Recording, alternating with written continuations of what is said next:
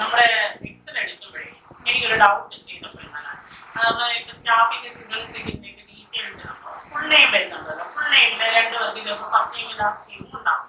അപ്പം ഞാൻ ആഡ് ചെയ്തതിൽ ഫുൾ നെയിമാണ് ആഡ് ചെയ്തത്. നമുക്ക് ഫസ്റ്റ് നെയിം ലാസ്റ്റ് നെയിം മാത്രം എടുക്കാനായിട്ട് ഞാനത് ഭയങ്കര ഡിഫിക്കൽട്ടി ആയിട്ട് എനിക്ക് തോന്നി.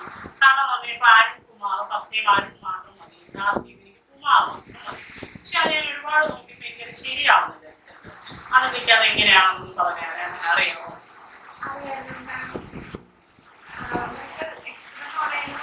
വളരെ സിമ്പിളായിട്ട് ഷോർട്ട് യൂസ് ചെയ്ത്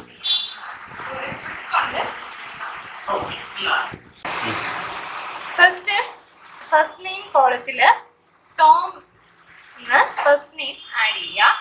നെക്സ്റ്റ് അലക്സാണ്ടർ ALEX.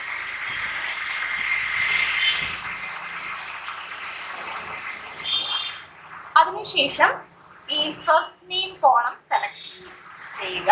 ചെയ്തതിന് ശേഷം നമ്മൾ ഷോർട്ട് കട്ട് കീ ആയ Ctrl+E പ്രസ് ചെയ്യുക.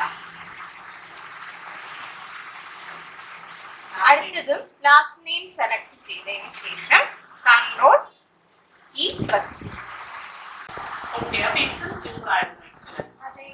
അപ്പോൾ നമുക്ക് കൂടുതൽ ട്രിക്സ് അറിയണം